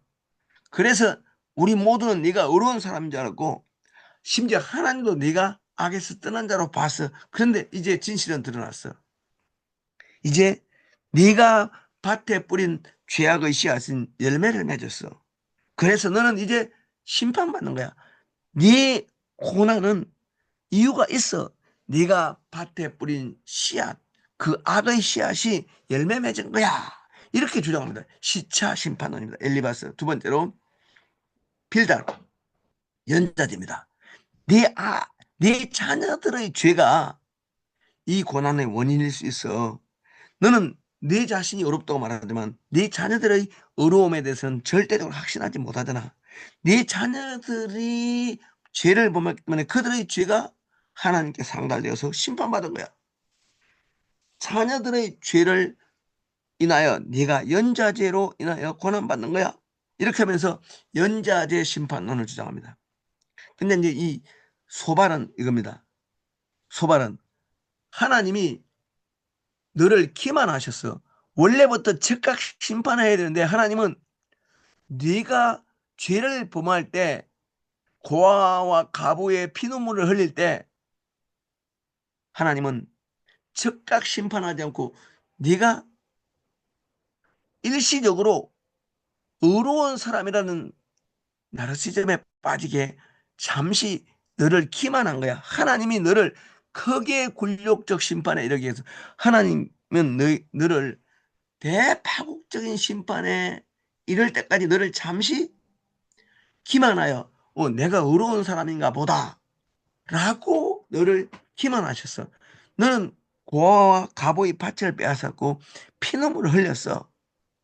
이렇게 가장 자극적인 가장 욥을 쓰라리게 만든 그런 말을 이 세 친구가 합니다. 그러니까 요 세 친구들에 대해서 착착 반박하는 내용이 26, 27, 28, 29, 30, 31입니다. 그러니까 욥은 이 세 친구들의 시차 심판론, 연자제 심판론, 하나님의 일시적인 기만, 하나님이 너를 굴욕에 처하게 하게 하여 너를 즉각 징벌하지 않았어. 너는 고아와 가부의 피눈물을 흘린 자야 라고 말하면서 욥을 공격합니다. 욥은 이때마다 22장까지 욥은 이런 공격을 당하다가 23장 10절에서 유명한 정금 구절이 나옵니다. 내가 하나님을 배우려고 앞으로 가도 계시지 않고 옆으로 가도 계시지 않고 좌쪽으로 가도 안 계시고, 그런데 하나님은 나의 길을 아시나니 내가 정금같이 되어 나오리라 라는 말하면서 여전히 자신이 뭔가 목적이 있어서 고난을 당한다, 이전에 지었던 죄 때문에 고난당하는 것이 아니라 자기를 정금 같은 그릇으로 빚기 하여 정금으로 만들게, 지금 자기는 은 정도의 사람인데 은의 어떤 은 수준의 의로움을 가졌는데 금 수준의 의로움을 갖는 사람으로 만들려고 목적론적 고난을 이해를 합니다. 그러니까 과거 복고적인 고난이 아닙니다. 이 모든 고난은 과거에 내가 한 일 때문에 당하는 고난이다라는 이런 해석은 친구의 해석입니다. 요번 반대로 내가 앞으로 수행해야 할 일 때문에 정금같이 나를 쓰기 위하여 금그릇 같은 존재가 되기 위하여 나에게 뜨거운 열을 주셨다라고 해석하면서 약간 이 징벌론적 고난 해석에 대해서 약간 거리두기를 하면서 눈을 뜹니다. 그래서 19장 25절 26절, 나는 나의 중보자가 언젠가 이 억울함을 벗겨주실 줄 믿습니다. 나의 중보자가 육체 바깥에서 나는 나의 중보자를 볼 것입니다. 나를 억울한 내 마음을 달랠 분이 육체 바깥에서 육체를 입고 이 땅에 나타날 걸 믿습니다. 예수 그리스도를 기다리는 듯한 그런 말을 합니다. 19장 26절에 25절에서요. 그래서 욥이 조금씩 세 친구들과의 논쟁에서 지친 욥은 하나님을 향해서만 계속 소리를 지릅니다. 그러면서 욥은 뭘 깨닫냐면은 이렇게 억울하게 고난받는 사람이 나뿐만 아니라 너무나 도처에 이 세상에 많다는 걸 알게 됐습니다. 욥기 24장입니다. 펴보세요. 욥기 24장. 자, 우리 욥기 24장 우리 정명호 목사님 읽어주시죠. 예, 24장 예, 몇 24장 절을 1절부터 읽어주십시오. 예, 알겠습니다. 어찌하여 전능자는 때를 정해놓지 아니하셨는고 그를 아는 자들이 그의 날을 보지 못하는고 어떤 사람은 땅에 경계표를 옮기며 양떼를 빼앗아 기르며 고아의 나귀를 몰아가며 과부의 소를 볼모 잡으며 가난한 자를 길에서 몰아내나니 세상에서 학대받는 자가 다 스스로 숨는구나. 그들은 거친 광야의 들나귀 같아서 나가서 일하며 먹을 것을 부지런히 구하니 빈들이 그들의 자식을 위하여 그에게 음식을 내는구나. 밭에서 남의 꼴을 베며 악인이 남겨둔 포도를 따며 의복이 없어 벗은 몸으로 밤을 지내며 추워도 덮을 것이 없으며 산중에서 만난 소나기에 젖으며 가릴 것이 없어 바위를 안고 있느니라. 어떤 사람은 고아를 어머니의 품에서 빼앗으며 가난한 자의 옷을 볼모 잡음으로 그들이 옷이 없어 벌거벗고 다니며 곡식 이삭을 나르나 굶주리고 그 사람들의 담 사이에서 기름을 짜며 목말라 하면서 술틀을 밟느니라. 성중에서 죽어가는 사람들이 신음하며 상한 자가 부르짖으나 하나님이 그들의 참상을 보지 아니하시느니라. 여기까지요. 너무 슬프죠. 이제 욥은 자기가 억울한 사람 유일한 피해자가 아니며 이 세상에 너무나 많은 사람이 자기처럼 억울한 걸 알았습니다. 성중에서 죽어가는 사람들이 신음하며 상한 자가 부르짖으나 하나님이 그들의 참상을 보지 않으시라. 이 하나님의 부재상, 하나님 존재가 사라진 것 같은 절망은 성 바깥의 사람, 성 안의 사람 너무 많구나 알면서 이 땅에 욥이 자신만이 아니라 이 세계 도처에 욥이 있다는 걸 알게 됐습니다. 그래서 세계 만민 가운데 욥의 도플갱어 같은 경험이 너무 많다는 걸 알고 만민의 경험, 이 성중에 죽어가면서 하나님의 도움받지 못하고 죽은 이생망을 경험하는 사람들과 연대를 하면서 욥은 이제 개인이 아니라 성중에 죽어가지만 하나님이 돌봐주지 않아서 이생망 경험하는 사람 모든 사람의 아우성을 한데 모아서 이제 하나님께 부르짖습니다. 지금부터 이제. 너무너무 스토리가 엄청납니다. 이 스토리가요. 제가 욥기 그 책은요, 제 책이 정말 안 팔리는 걸로 유명하거든요. 제 책이 어렵다고 소문이 나가지고 도무지 안 사요. 근데 이 욥은 딱 나오자마자 2,000권 중에서 1,200권이 바로 팔렸어요. 왜냐면 욥은 너무 사람들이 욥기를 많이 찾았던 거예요. 지금 많이 팔렸어요. 욥기는요. 제가 책이 1,000권 팔리는 거 처음 봤어요. 저도 욥입니다. 이렇게 공부 열심히 해서 책을 쓰는데 이렇게 책이 안 팔려서 은행 빚을 못 갚는 거 보면요. 아, 저도 지금 이렇게 밤낮으로 공부해서 책을 쓰지만 책이 어렵다고 비난받고 이렇게 이 목사님들이 특히 사주지 않기 때문에. 근데 욥은 참 제가 이번에 위로받았는데 한 달 만에 1,200건이 주문이 됐습니다. 온라인으로. 출판사에서 놀래더라고요. 야, 김혁은. 근데 그 뒤에 또 사도행전을 썼는데 사도행전도 많이 팔렸습니다. 근데 지금 아직까지 인쇄는 저한테 들어오지는 않습니다. 내년쯤 들어오겠죠. 근데 문제는 여러분 여기 잘 보세요. 성중에서 원통함을 안고 죽어가는 사람이 많은 걸 알고 욥은 이제 욥의 억울함은 욥 자신의 억울함이 아니라 이제 집단적인 욥의 경험이 되는 거예요. 이때부터는. 그래서 욥기는 뭐예요? 해방신학자 구티에레스가 욥기를 해석을 했잖아요. 모든 억울한 민중의 아우성이 욥에게 합류되었다고요. 그러니까 오늘날 제가 볼 때 목사님들이 가장 해야 할 일은 무척산에 올라가서 세미한 음성을 들을 뿐만 아니라 성중에서 죽어가는 사람들의 피눈물을 주목하고 그 현장에 가서 목사님이 가만히 들어주는 것도 목사님이 해야 할 일인 거예요. 그래서 27장부터 28장은요. 내가 하나님에 대해서 다 아는 것이 아니고 26장 마지막입니다. 26장 해주세요. 26장 14절 보십시오. 읽어주십시오. 보라, 이런 것들은 그의 행사의 단편일 뿐이요 우리가 그에게서 들은 것도 속삭이는 소리일 뿐이니 그의 큰 능력의 우레소리를 누가 등이 헤아리랴. 하나님에 대한 지식의 파편성과 인식의 제한성을 인정합니다. 내가 하나님에 대해서 다 아는 것이 아니었구나. 내가 하나님은 반드시 죄 없는 자에게는 징벌을 내리면 안 된다고 내가 스스로 설정했구나. 내가 아무 공로 없이 은혜 받고 이렇게 복을 받았던 것이 이유가 없듯이 내가 터무니없는 이유로 복을 받았듯이 터무니없는 이유로 고난 받을 수 있겠구나. 이걸 조금씩 깨닫기 시작하는 거예요. 그러니까 터무니없는 하나님의 사랑은 터무니없는 사랑입니다. 부부 사랑은 터무니없는 사랑 아니죠.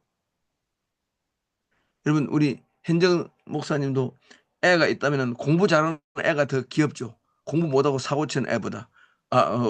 미안합니다. 우리 정명호 목사님 공부 잘하고 아빠를 위로하는 딸이 더 좋아요? 아니면 하루 종일 게임만 하는 아들이 더 좋아요? 딸이 되게 더 좋죠. 딸은 엄마 아빠의 영혼의 그 천사죠. 근데 아들은 되게 보면 말도 안 하고 엄마한테도 말도 안 하고 아버지한테 인사도 안 하고 막 다니잖아요. 저놈은 좀 하나님의 참교육 받았으면 좋겠다 이런 사람이 있잖아요. 근데 문제는 하나님의 사랑은 터무니가 없어요. 부모의 사랑은 터무니 있어요. 부부 사랑은 완전 터무니 있습니다. 완전 부부 사이는 공로주의 사랑이에요. 그러니까 돈 못 벌면 핍박받아요, 사실은. 그런데 하나님은 터무니없는 이유로 나를 구원하시고 나를 선택하셨어요. 그래서 내가 받는 고난도 이유 없을 수 있다는 걸 조금씩 깨닫는 거예요. 이게 바로 26장에 뭐예요? 인식의 파편성. 하나님의 역사하심의 원리를 충분히 몰라요. 내가 하나님을 충분히 몰라요. 그래서 신학 공부의 가장 큰 동력이 뭔가 아세요? 저는 하나님에 대한 제 인식의 파편성 때문에 저는 공부를 합니다. 하나님의 인식의 제한성, 하나님을 경험하는 그 경험의 국지성, 그 제한성, 그 파편성 때문에 다른 사람이 혹시 하나님을 어떻게 경험하는가 다른 사람 책을 제가 읽는 거거든요. 그래서 공부가 뭐예요? 저의 인식의 파편성, 제가 하나님을 아는 지식의 제한성 때문에 저는 공부를 해요. 그래서 27장부터 이제, 그러나 27장에서 욥은 말합니다. 내가 한 가지 확신한다. 나는 하나님께 입을 함부로 놀린 거 내가 인정한다. 그럼 나는 하나님께 이렇게 참혹한 죄를 지은 적이 없다. 너희들이 비난하는 죄는 내가 지은 적이 없다. 다행히도. 너희들이 아무리 나를 공격해도 나는 그런 죄를 지은 적이 없다. 나는 그래서 28장부터 28장, 28장은 이겁니다. 하나님이 세상을 통치하는 원리를, 그거는 내 인식의 바깥에 있는가 보다. 나는 의로운 사람에게는 상을 주시고 죄 있는 사람은 고난 주시는 이런 이 알고리즘, 이 신명기 신학 알고리즘 가지고 나는 하나님을 이해했는데 아니다. 이 세계는 신명기 신학 알고리즘 너머에 예외적인 현상이 있다. 그걸 알면서 하나님 지혜의 인식 불가능성, 하나님의 세상 통치 원리의 이해 불가능성을 인정하면서 26장 14절의 그 주제를 확장하는 것이 28장입니다. 그 다음에 29장 30절 31장은 뭐냐면은 소발과 엘리바스와 빌다시 했던 것. 네가 고아와 가보의 피눈물을 흘린 자야. 너는 가보의 밭을 빼앗았어. 너는 나그네를 한대하지 않았어. 너는 부당한 재판을 일삼아서 이렇게 구체적으로 죄를 지적하는 이런 모든 거에 대해서 29, 30, 31장에서 절대로 나는 그런 죄를 범하지 않고 너무나 나는 착한 일을 많이 했다. 얼마나 착한 일을 했습니까? 세상에서 이렇게 착한 일을 많이 할 사람이 없습니다. 자, 29장 12절요. 우리 김해 목사님 그 지금 김해 목사님 이사장님이시죠? 목사님 성함이 어떻게 되세요? 지난번에도 오셨던 것 같은데. 네, 조의원입니다. 예, 뭐 조 목사님 지금 이사장님이신가요? 지난번에 고위직 같이 예. 기도하시던데. 자, 조 목사님 보이지 않는데요. 목사님 얼굴은 기억이 나요. 자, 12절부터 29장 12절 읽어주세요. 이는 부르짖는 빈민과 도와줄 자 없는 고아를 내가 건졌습니다. 망하게 된 자도 나를 위하여 복을 빌었으며 과부의 마음이 나로 말미암아 기뻐 노래하였느니라. 내가 의를 옷으로 삼아 입었으며 나의 정의는 겉옷과 모자 같았느니라. 나는 맹인의 눈도 되고 다리 저는 사람의 발도 되고 빈궁한 자의 아버지도 되고 내가 모르는 사람의 송사를 돌봐 주었으며 불의한 자의 특별을 부수고 노획한 물건을 그 이새에서 빼었었느니라. 내가 스스로 말하기를 나는 내 보금자리에서 숨을 거두며 나의 날은 모래알같이 많으리라 하였느니라. 내 뿌리는 물로 뻗어나가고 이슬이 내 가지에서 밤을 지새고 갈 것이며 내 영광은 내게 새로워지고 내 손에서 내 화살이 끊이지 않았노라. 무리는 내 말을 듣고 희망을 걸었으며 내가 가르칠 때 잠잠하였노라. 내가 말한 후에는 그들이 말을 거듭하지 못하였나니 나의 말이 그들에게 스며들었습니다. 그들은 31장요. 31장요. 31장. 예. 네. 31장 1절부터 읽어주세요. 조 목사님. 내가 내 눈과 약속하였나니 어찌 처녀에게 주목하랴. 그리하면 위에 계신 하나님께서 내리시는 분깃이 무엇이겠으며 높은 곳에 전능자께서 주시는 기업이 무엇이겠느냐. 불의한 자에게는 환난이 아니겠느냐. 행악자에게는 불행이 아니겠느냐. 그가 내 길을 살피지 아니하시느냐. 내 걸음을 다 세지 아니하시느냐. 만일 내가 허위와 함께 동행하고 내 발이 속임수에 빨랐다면 하나님께서 나를 공평한 저울에 달아보시고 그가 나의 온전함을 아시기를 바라노라. 만일 내 걸음이 길에서 떠났거나 내 마음이 내 눈을 따랐거나 내 손에 더러운 것이 묻었다면 내가 심은 것을 타인이 먹으며 나의 소출이 뿌리째 뽑히기를 바라노라. 예, 만일 15절요. 15절요. 15절. 15절. 나를 태 속에 만드시니가 그도 만들지 아니하셨느냐. 우리를 뱃속에 지으시니가 한 분이 아니시냐. 내가 언제 가난한 자의 소원을 막았거나 과부의 눈으로 하여금 실망하게 하였던가. 나만 혼자 내 떡덩이를 먹고 고아에게 그 조각을 먹이지 아니하였던가. 실상은 내가 젊었을 때부터 고아 기르기를 그의 아비처럼 하였으며 내가 어렸을 때부터 과부를 인도하였노라. 만일 내가 사람이 의복이 없이 죽어가는 것이나 가난한 자가 덮을 것이 없는 것을 못 본 채 했다면 만일 나의 양털로 그의 몸을 따뜻하게 입혀서 그의 허리가 나를 위하여 복을 빌게 하지 아니하였다면 만일 나를 35절요. 또 35절요. 35절 누구든지 나의 변명을 들어다오 나의 서명이 여기 있으니 전능자가 내게 대답하시기를 바라노라. 나를 고발하는 자가 있다면 그에게 고소장을 쓰게 하라. 예, 내가 됐습니다. 그것을 이렇게 해서 이제 하나님께 고소장을 직접 제출합니다. 이렇게 착한 사람이 세상에 있을까요? 그래서 우리 31장과 29장을 구약의 산상수는 그렇게 말합니다. 이렇게 위대한 사람은 없습니다. 이렇게 부자이면서 이렇게 권력이 많으면서 이렇게 자비로운 사람은 없습니다. 저는 구약에 욥기가 있다는 것 때문에 너무나 저는 구약 학자로서 무궁한 자부심을 느낀다. 어떻게 이런 책이 하나님 말씀 책 성경 안에 있는가? 어떻게 이렇게 억조 창생의 무너진 마음을 이렇게 세밀하게 어루만져 주시는가? 너무 저는 감사합니다. 그런데 하나님의 고소장을 딱 제출했더니 젊은 변사가 몸뚱아리는 젊은데 정신은 사가버린 엘리후가 와서 젊은 신학자가 늙은 신학을 설파하는데 내용이 뭐냐면은 26장 14절 28장 하나님의 세상 통치 원리는 간단하지 않다. 하나님이 하시는 일 중에서 모르는 거 굉장히 많다. 인식의 불완전성, 파편성, 하나님 통치의 신비성 등을 말하는데 너무나 지루한 말을 하는데 70%는 친구들의 말을 표절합니다. 그 다음 30%는 좀 이따가 하나님이 하실 말, 하나님이 하실 38장부터 41장을 표절합니다. 또 이 표절장입니다. 그러니까 몸뚱아리는 젊지만 정신은 사가버린 이 엘리후의 이 지루한 말이 나옵니다. 그 다음 38장부터 41장에 하나님이 폭풍우를 동반하면서 와서 욥에게 나타나십니다. 드디어 나타납니다. 나타나달라고 했는데 나타납니다. 나타나서 하는 말이 욥에게 말합니다. 네가 천지 창조의 비밀, 천지 창조의 주초를 놓을 때 그 자리에 있었다면 이 세계가 네가 원하는 방식으로 창조되지 않았으면 한다. 이 세계는 죄 지은 사람만 고난받지 않는다. 죄를 짓지 않은 의로운 사람이 고난받을 수 있는 가능성이 있는 세계가 내가 만든 세계다. 어쩔래?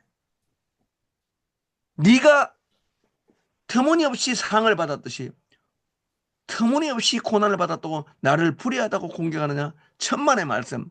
이 세계는 근원적으로 법칙이 아니라 은혜가 지배하는 세상이야. 나의 터무니없고 아무 공로 없는 선택이 너를 어렵게 만들었어. 그런데 네가 상을 받을 때는 터무니없이 상을 받아놓고 왜 나에게 터무니없는 상을 주십니까? 라고 나에게 따지지 않더니 터무니없는 고난받았다고 나한테 따지는구나.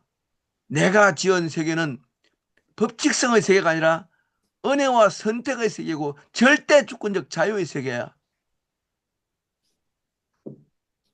이렇게 탁 말을 하니까 38장부터 41장에 욥이 알아듣고 아이고 하나님 잘못했습니다 하고 욥이 낮은 포복으로 회개합니다.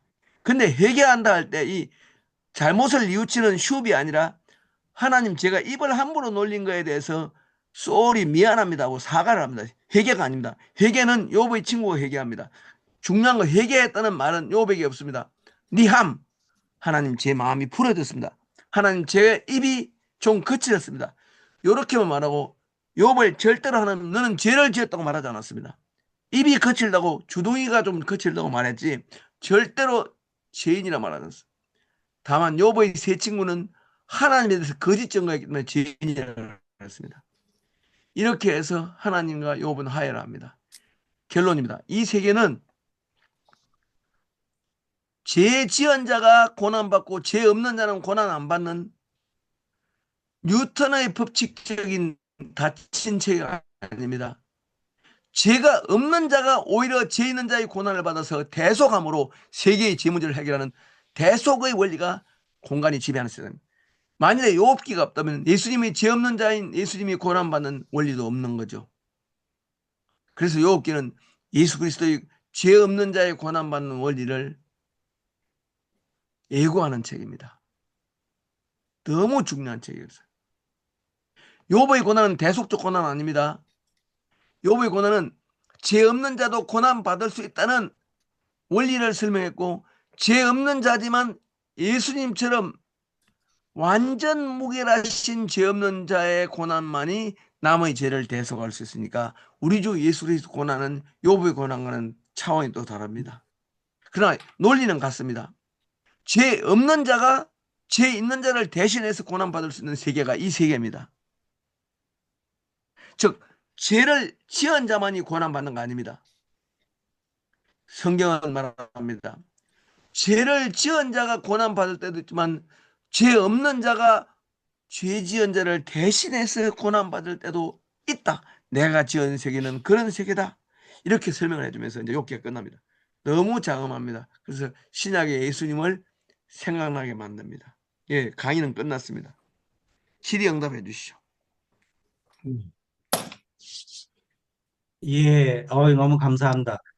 그, 이 책의 서두에서도 저도 그게 좀 깜짝 놀랐는데요. 시편에서는 찬양 시도 나오고 감사 시도 나오고 그러면서 이제 그 중에 뭐 탄원시 뭐 여러 가지 나오기 때문에 이런 것도 한 부분으로 들어간다 생각했는데 욥기 자체가 이제 하나님의 네. 항변이 하나님의 말씀이다 그러니까 그게 네. 새롭게 다가오더라고요. 근데 이제 요 책의 끝부분에 보면 저는 또 새로운 것이 이제 우리 현대 그 천체 물리학 예. 이런 관점에서 김영 교수님이 또 새로운 표현을 제가 이거 정말 너무 새로운데 완전히 지구 중심적 하나님, 지구 친화적 하나님, 지구 주 목적적 하나님이에 뭐 이런 표현을 쓰시더라고요. 그래서 지금은 이제 구속사에 대한 말씀을 해주셨는데 이 부분에 대해서 조금 보완해서 말씀해 주시면 고맙겠습니다. 예. 지금 이제 우리는 지구에서 신명기 좁은 의미의 신명기 역사가의 신학에서만 다니잖아요. 착하게 살면 복 받고 신명기 28장 신학이죠. 그런데 지금 지구가 법칙이 아니라 법칙 바깥에는 허공이 법칙인가요? 지금 우주가 어떤 고정된 법칙 위에 떠 있어요. 엄청나게 많은 별들의 중력과 반중력의 그 확률적인 끈 위에 서 있어요. 지구가 확률에 서 있습니까? 법칙에 서 있습니까? 지금 빛이 우주와 유성이 행성이 이게 전부 다 법칙입니까? 엄청난 우발적인 사태들입니까? 우발적 사태들입니다.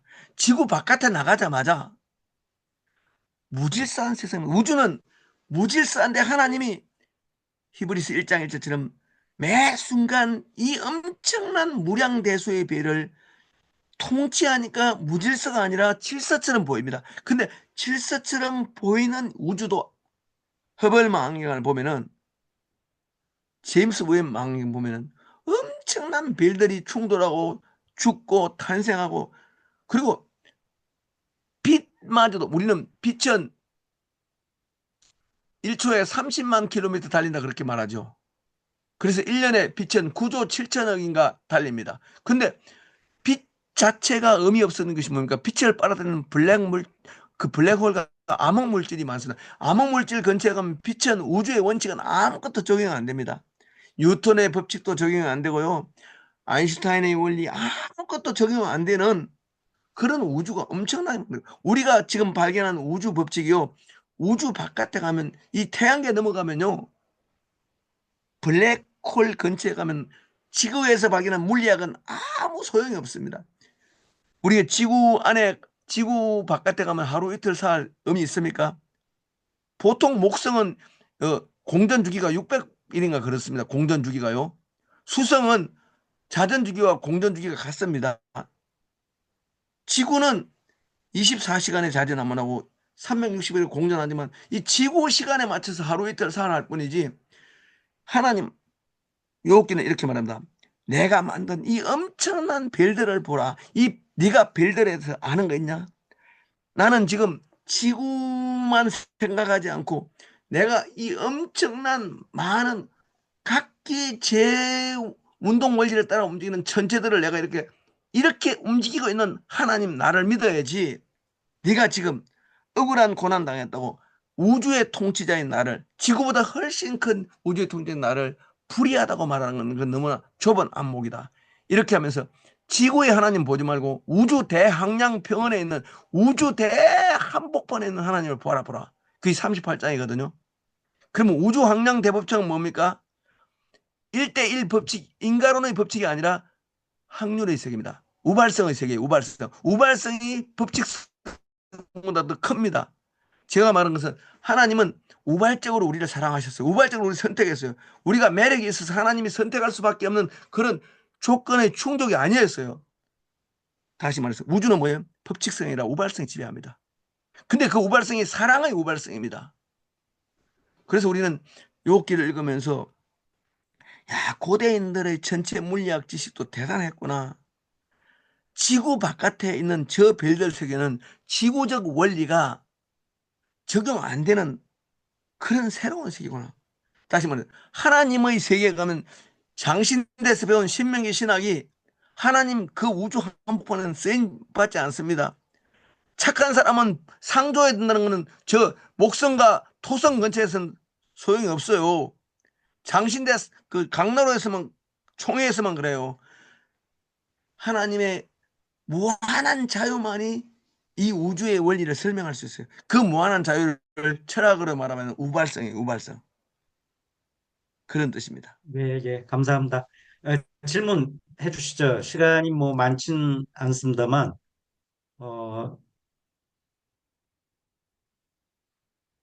예, 조현 목사님, 뭐, 아닌가요? 아, 예, 예. 조현 목사님? 예, 그 귀한 강의 감사드리고요. 이렇게 터무니없는 축복은 우리가 참 잘 받는데 닿습니다. 이 축복과 고난 이 맞습니다. 부분에서 어떻게 보면 우리 성도들은 이제 그 정말 그 축복에 대해서는 그것을 다 받아내지만 참 이 터무니없는 고난을 이겨낼 수 있는 그게 사실 뭐 우리가 겪고 있는 뭐 질병과 여러 가지 인간사의 그런 부분에서 이 터무니없는 고난을 좀 성도들이 그죠 뭐 다 겪고 있는데 목회도 마찬가지고 이거를 또 좀 감당하고 극복할 수 있는 팁이 있다면 교수님께서 좀 주시면 좋을 것 같습니다. 터무니없는 고난에 대한 솔루션. 네. 일단 고난당하는 사람 옆에 가만히 서스테인 프레젠스, 지탱하는 핸존이 가장 효과가 있다 그래요. 말없이 가만히 옆에 있어주는 거예요. 이런 터무니없는 고난이 경제적 고난이라면 떡을 나누면 되고요. 음. 터무니없는 고난이 극단적인 우울증과 죄책감이라면 그 죄책감을 나누어주면 되고, 예를 들어서 내 자녀가 등산 가다가 죽었는데 내가 팔을 뻗는 속도가 0.1초 늦어서 내가 자녀를 건지 못해 내 아들이 25m 절벽에 떨어져서 내가 등산 갈 때 손을 못 뻗어. 이런 아버지가 있어요, 실제로. 그런 아버지에 대해서는 어떻게 해야 될까요, 우리가? 아버지 죄책감을 완화시켜야 되겠죠. 그 다음에 나는 사랑하는 자를 잃었습니다. 니콜라스 월트 스토프가 25살 아들을 알프스 오스트리아 등반 중에 잃었잖아요. 그렇게 25살 자녀를 잃은 아버지에 대해서는 이 세상에는 우발적 고난의 희생자들 이야기를 들려줌으로써 위로를 해줘야 되겠죠. 그 다음에 일단 따뜻한 지탱하는 현존의 위로가 가장 좋고요. 그 다음에 고통의 나눔 좋고요. 그 다음 세 번째로 진짜 부활을 믿고 요한계시록 21장 4절 모든 눈물을 씻어주실 백보자 앞에서의 심판을 기대해야 되겠죠. 저도 제 동생이 한 명 있는데 저보다 3살 어린 동생인데 우리 아버지가 저하고 저 형님한테 많은 정을 쏟다가 우리 동생이 약간 아버지의 주목을 못 받았어요. 그러니까 삼형제가 밥을 먹으면 저하고 형은 알아들을 수 있는 말을 하고 우리 동생은 알아들을 수 없는 말을 많이 했어요, 아버지가요. 그러니까 우리 아들은 제 동생은 산만해서 주의가요. 말귀를 못 알아들으니까 저는 알아들었어요. 그러니까 형하고 저는 빨리 각성을 했어요. 공부를 열심히 했어요. 근데 우리 동생은 우리가 깨달은 각성에 이르지 못하고 산만하게 살더라고요. 지금도 인생이 고난이 심해요. 나는 우리 동생을 생각하면은 셋째로 태어난 우발적 고난 때문에 이놈이. 그래서 저는 동생의 짐을 나누려고 했어요. 우리 형님하고 저는요. 또 우리 누님도 중학교밖에 나오지 못했어요. 우리 누님도. 우리 때문에 아마 그랬던 것 같아요. 그래서 누님의 인생에 대해서 내가 많은 슬픔이 있어요. 우리 형제간도 태어난 순서 때문에 우발적 고난이 오잖아요. 짐을 나눠야 될 것 같아요. 그래서 저는 먼저 형제간들부터 잘 사는 사람이 좀 힘든 형제를 꾸준히 겸손하게 은밀하게 도와주는 게 참 필요하다 보고요. 그다음 친척 돕고 그다음 제자도 돕고 교도 돕고. 그래도 마지막 눈물은 하나님이 씻어주십니다. 저는 요한계시록 21장 4절을 너무 좋아합니다.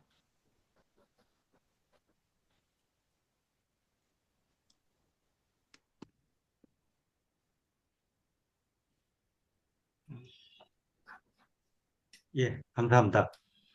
또 다른 질문, 뭐 정명 목사님?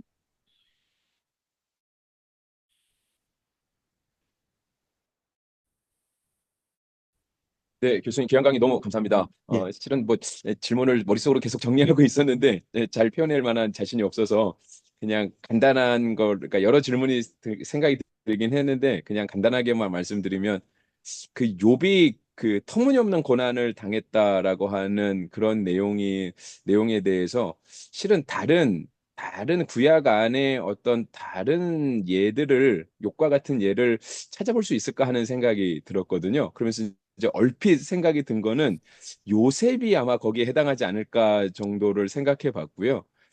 다른 사람은 너무 없지 않나라고 하는 생각이 여기부터 들면서 요셉보다는 다니엘이죠. 요셉은 다니엘, 예, 요셉은 성격 장애가 좀 있습니다. 대바라진 아이가 너무 주둥이를 함부로 놀려가지고 그렇죠. 창세기에서 좀 형들의 나오긴, 예, 분노를 형들의 분노를 적개심을 아, 사서 심리적 요인이 있고요. 욥은 자기 초래적인 고난입니다. 그는 저 요셉은요. 네, 근데 그러면 요셉이 이집트에 가서부터는 욥의 고난입니다. 그러니까 네, 팔려가는 데까지는 요셉은 자기 유래적 고난이고요. 예, 이집트에서부터는 이제 욥의 고난입니다. 예. 그러면 이 터무니없는 고난에 대한 개념이 이제 결국은 그러니까 요셉도 물론 뭐 시기적으로는 같은 시기로 볼 수 있겠지만 다니엘 시대에 가서 이렇게 비슷한 인물이라고 한다면 네, 어떤 이러한 터무니없는 고난에 대한 신학들은 나중에 좀 나온 거라고 봐야 되겠네요. 그렇죠. 바벨론 포로 이후에 이런 신학이 나왔습니다. 네, 근데 이런 멋진 신학은 욥기 같은 문학은 그리스 로마에는 없습니다. 그리스 로마에는 이렇게 멋진 문학이 없어요. 하나님과 논쟁 벌리면서 하나님께 참 입이 야무지다 이런 말을 받은 사람이 없어요. 하나님, 우리 성경에 하나님만 욥을 칭찬하시는 거예요. 감사합니다. 예, 감사합니다. 정말 작년에 그 모세오경하고 예언서, 금년에 이제 시편하고 욥기 이렇게 네 번에 한 번 듣기도 어려운 김혜곤 교수님의 우리 강의를 네 번씩이나 듣고 너무 감사한데요. 오늘 아주 대박인 것 같아요. 그동안에도 참 많은 감동을 받았습니다만, 제가 코멘트 하나만 하고, 새벽에 조신재 목사님, 우리 지금 너무 이 가르치는 또 연구 저술하는 것만도 참 엄청나신데, 또 이렇게 강의도 해주시고, 또 교목실장으로 정신없으실 것 같은데, 우리 교수님 위해서 이 참여자들 위해서 기도해 주시고 마칠게요. 저는 선교학적으로 잠언이 상당히 중동이나 이슬람 신자들에게 이 성경과 선교하면서 이제 유효하다 하는 얘기를 많이 나눴는데 오늘 그 이유를 이제 김영 교수님 강의를 통해서 알게 됐고 또 하나 지금 우리 연구소가 프로젝트로 하고 있는 이제 연구 프로젝트로 하고 있는 이제 가나안 성도 그리고 플러스 이제 교회를 떠난 사람들 관련해서 저는 오늘 굉장히 이 욥기가 아주 생생한 텍스트라고 생각을 해요. 예, 이 욥의 세 친구, 예, 들이 사실 우리 정말 죄송합니다만 우리 목사님들, 예, 교인들이 예, 뭔가 이 터무니없는 고난을 당하고 있는 이 교인들의 아픔에 대해서 예, 공감하고 그 옆에서 이렇게 따뜻하게 좀 동행하면서 현존해 주지 못하고 그런 가시돋친 말들 때문에 가난한 성도들을 양산하고 있지 않았나. 음, 또 교회를 완전히 그냥 떠나게 하고 맞습니다. 그게 굉장히 중요한 그 함의가 있다고 생각하고 또 마지막 말씀하신 그 이 구속 예, 구원론을 이 창조신학과 예, 연결해서 이 한 부분이 아, 참 오늘 우리 시대에는 정말 이런 신학이 필요하구나. 예, 그리고 이제 욥의 신학, 욥의 그 고난과 예, 예수님의 고난이 또 어떻게 다른지 또 명확하게 예, 구분까지 해주셔서 저는 정말 오늘 너무 많은 거 배워서 감사를 드립니다. 여러분도 저도 여기 뭐 부분적으로밖에 못 읽었습니다만 정말 좀 잘 예, 연구하도록 하겠습니다. 너무너무 감사합니다. 네, 다시 한번 감사드리고 예, 조신재 목사님, 우리 김영훈 교수님 위해서 또 여기 우리 참여하신 분들 위해서 기도해 주시면 좋겠습니다. 하나님, 오늘도 귀하고 복된 날 저희들에게 허락해 주셔서 감사합니다. 특별히 교수님을 통해서 욥기에 대한 새로운 시각을 가질 수 있도록 인도해 주셔서 감사합니다. 이유로 알 수 없는 터무니없는 고난 앞에서도 당황하지 않고 욥기를 읽으면서 하나님의 깊은 뜻을 깨달아 나가는 저의 삶이 되게 하시고 또 맡겨주신 목양지에서 이 사역들을 잘 펼쳐나갈 수 있도록 인도해 주시옵소서.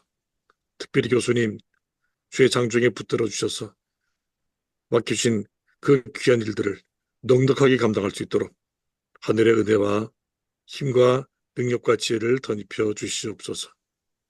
귀한 모임 허락하신 주님께 감사드리며 예수님 거룩하신 이름으로 기도드리옵나이다. 아멘. 아멘. 아멘. 감사합니다. 감사합니다. 교수님 너무 교수님 감사합니다. 감사합니다. 여러분도 예, 감사합니다. 감사합니다. 건강하시고요. 감사합니다. 예, 다음에 뵙겠습니다. 다음에 또 우리 뵙겠습니다. 감사합니다.